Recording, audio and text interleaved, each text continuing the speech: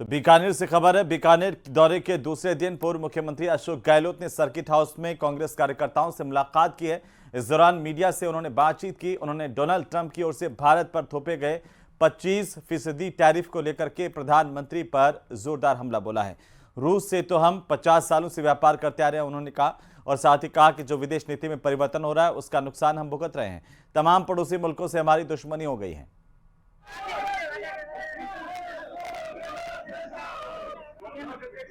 Trump ने अचानक ही जो 25% का जो अनाउंसमेंट किया है, साथ में पेनल्टी भी, ये भी अचानक आ गया। शेयर मार्केट गिर गया और संभावना है कि उसमें कई ट्रेड जो है वो डाउन जाएंगे।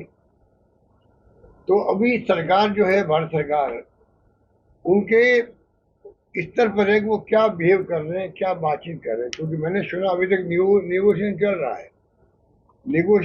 रहा है। तो हो सकता है यूएस प्रेसिडेंट और यूएस जो है चालाकी से नेगोशिएशन करने के लिए, बार्गेनिंग करने के लिए भी ये अनाउंसमेंट कर दिया हो। और नेगोशिएशन अभी एक सप्ताह और चलेगा, मैंने सुना है। और अल्टीमेटली क्या फैसला होता है उसके ऊपर डिपेंड करेगा पूरा खेल। उनको तकलीफ है कि हमारे यहाँ हम लोग ज्यादा टैरिफ लगाए हुए हैं, इंडिया वाले। उनको तकलीफ है कि रशिया से क्यों आप सामान खरीद रहे हो, एनर्जी का भी और जो मिलिट्री का भी, सैनिकों का भी। ये तकलीफ उनको है। उसका नाम लेके टैरिफ लगाने का जो फैसला कर रहे हैं। तो रशिया तो वैसे हमारे 50-60 साल से हम देख रहे हैं, हमेशा से हमारा वहाँ पर ट्रेड रहा है। तेल भी वहां से आता है हमारे वहां पर।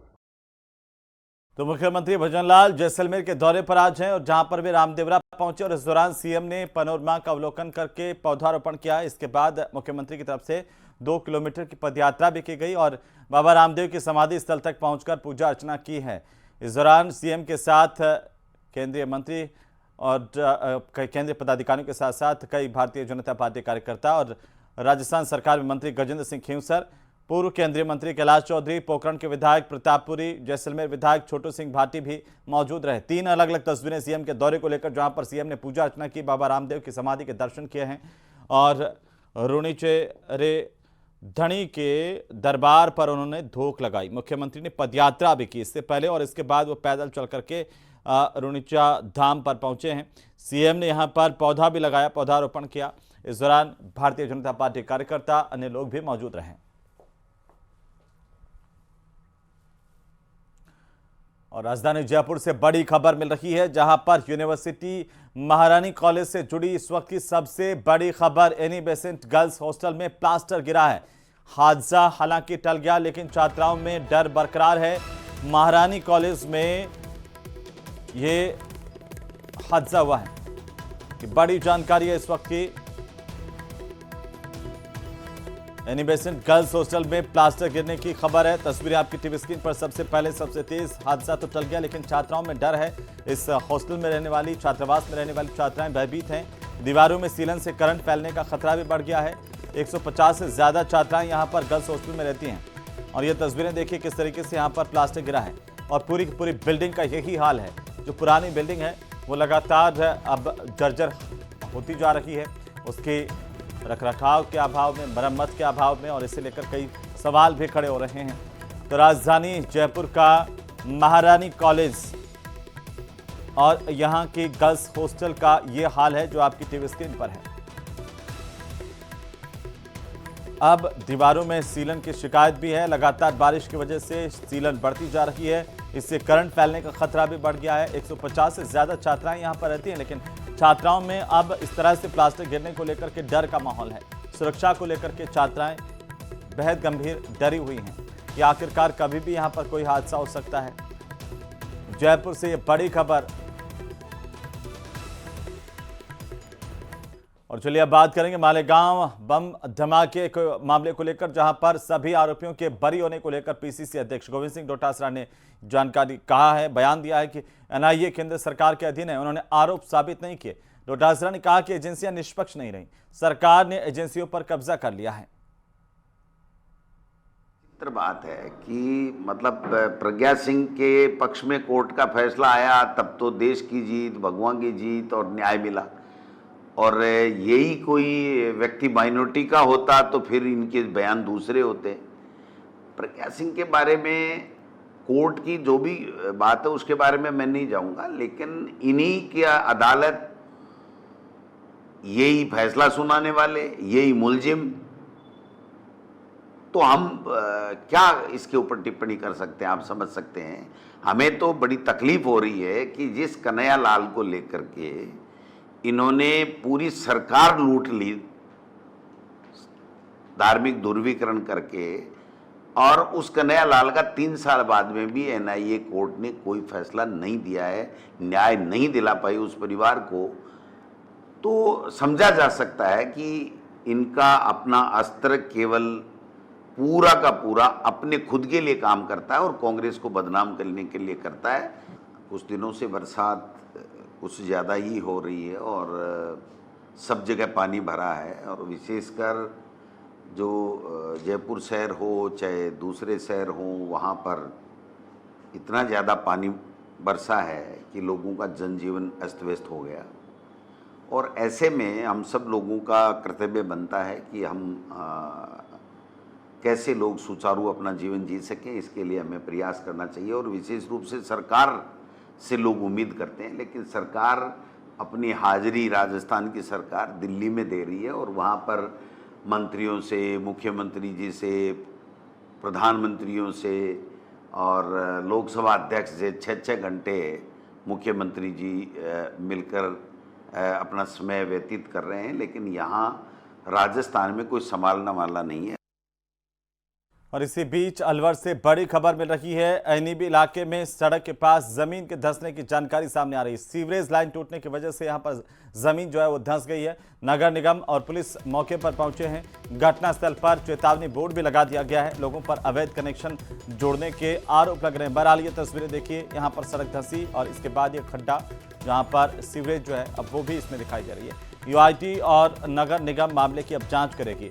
अलवर के एनीबी इलाके से इस वक्त की सबसे बड़ी खबर, जहां पर जमीन धंस गई है एक जगह से, और बताया ये जा रहा है कि लोगों ने अवैध कनेक्शन जोड़े सीवरेज से, इसके चलते ये जमीन धंसी है। बहरहाल इस पूरे इलाके को कवर कर दिया गया ताकि कोई इसमें गिरे नहीं।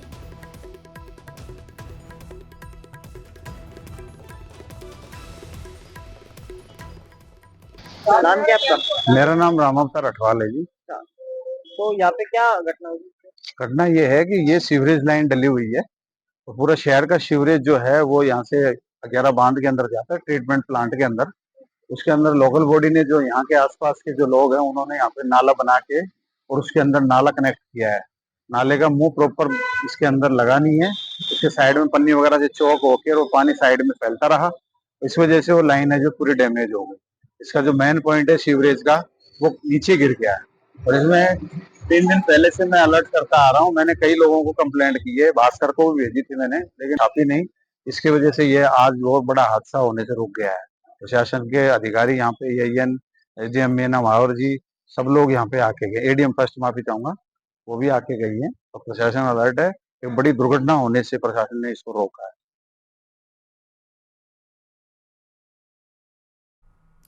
और इसी बीच श्रीगंगानगर से इस वक्त की सबसे बड़ी खबर है। जिले में स्मार्ट मीटर का विरोध अब तेज हो गया है। पदमपुर में स्मार्ट मीटर के विरोध में प्रदर्शन किया गया है। माकपा ने स्मार्ट मीटर को लूट की योजना बताया। सहायक अभियंता कार्यालय पर प्रदर्शन किया गया है। तो पदमपुर में स्मार्ट मीटर के खिलाफ लोग सड़कों पर उतरे, नारेबाजी की, प्रदर्शन किया।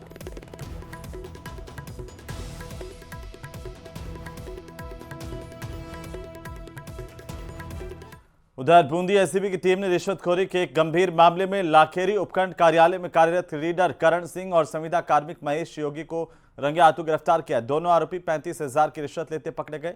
आरोपी राम अवतार की ओर से भारतमाला प्रोजेक्ट के तहत भूमि अधिग्रहण से जुड़े मुआवजे के मामले में उपखंड न्यायालय में वाद चल रहा था। आरोप है कि कोर्ट के रीडर करण सिंह ने वाद को राम अवतार के पक्ष में निपटाने के एवज में 50,000 रुपए की रिश्वत की मांग की थी।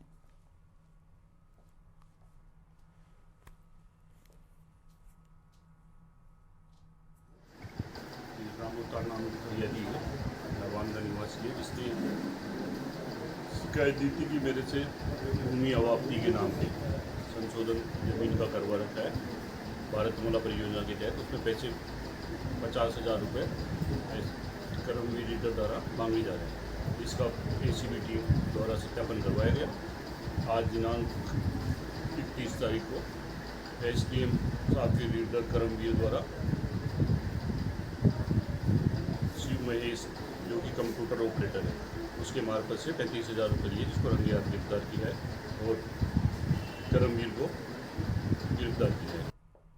और इसी बीच श्रीगंगानगर से बड़ी खबर, जहां पर एथेनॉल फैक्ट्री के खिलाफ आंदोलन लगातार जारी है। पिछले 4 दिनों से यहां पर लोग आंदोलन कर रहे हैं, प्रदर्शन कर रहे हैं, लेकिन सुनवाई नहीं हो रही है। और 2DO स्थित धरना स्थल पर अब प्रशासन पहुंचा है। चौथे दिन छात्रों और ग्रामीणों से बातचीत की जा रही है। मांगों पर प्रशासन की तरफ से उचित कार्रवाई का भरोसा भी दिया गया है। तो स्कूल के बच्चों से लगा करके 2DO गांव के लोग तक यहां पर बैठे हुए हैं। आज चौथा दिन है इन लोगों के प्रदर्शन का। दिन भर लगातार यहां पर ये प्रदर्शन चलता है और आज चौथे दिन प्रशासन इनसे बात करने के लिए पहुंचा है। मांग यही है कि यहां पर एथेनॉल फैक्ट्री को कहीं और शिफ्ट किया जाए, इस पर ताले लगाए जाए, क्योंकि यहां पर भारी वायु प्रदूषण और प्रदूषण की वजह से लोगों में गंभीर बीमारियां फैल रही हैं।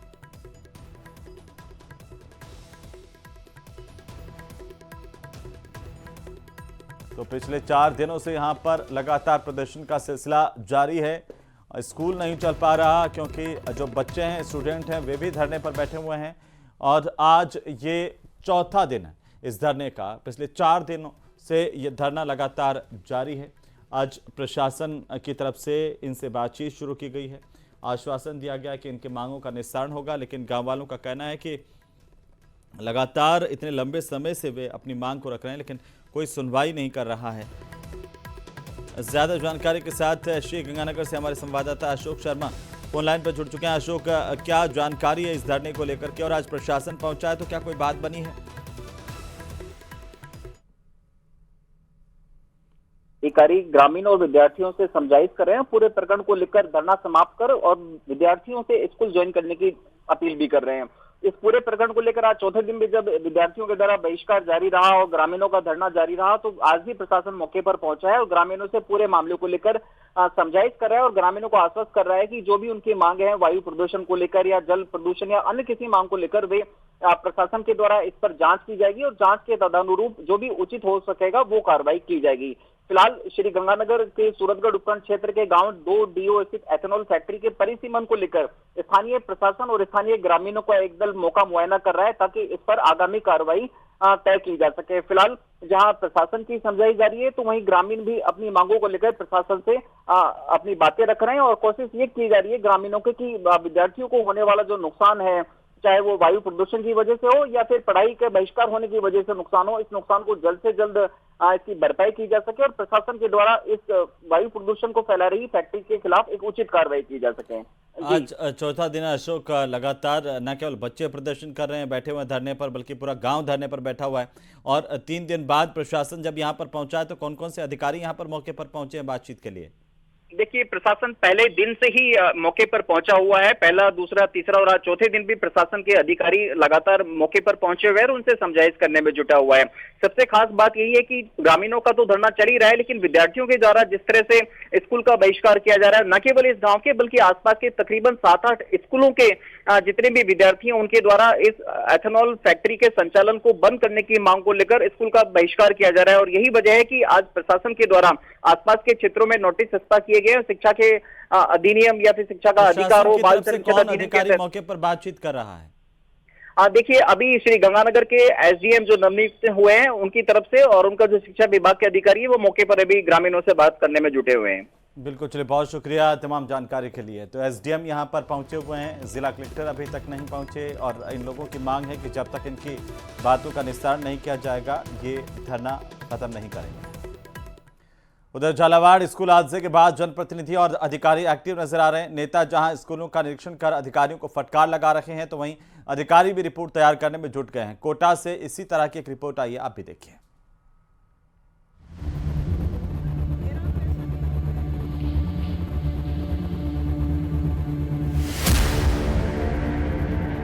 कि मैंने तो पैसे जनवरी में दिए थे, है ना? तो जनवरी से लेके अगर आप उस समय कमरे लगा देते और ठीक कर देते, उसमें लिखा है कक्षा एवं मरम्मत, तो उस टाइम अगर मरम्मत कर लेते तो उनके बच्चे को नहीं लगती।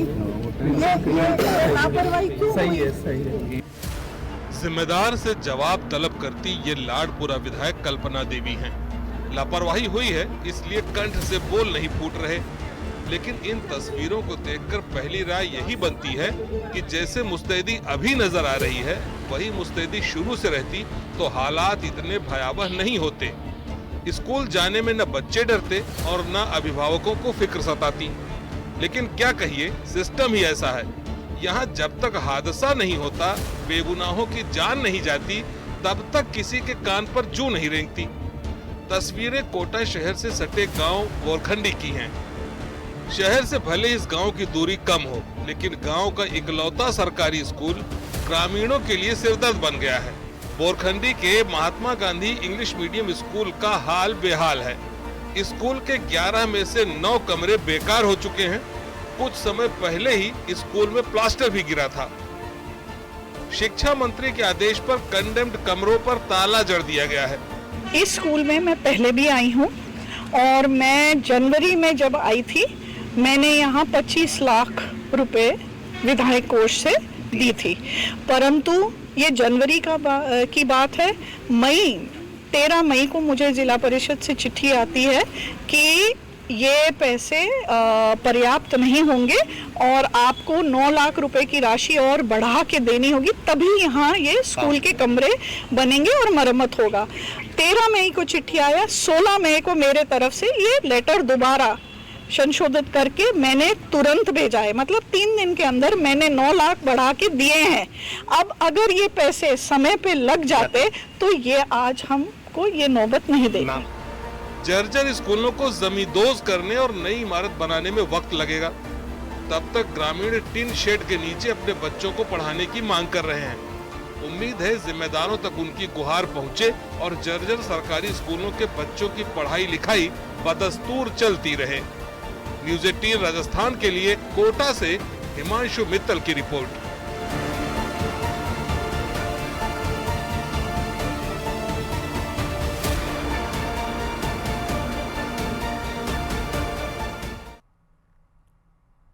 और अब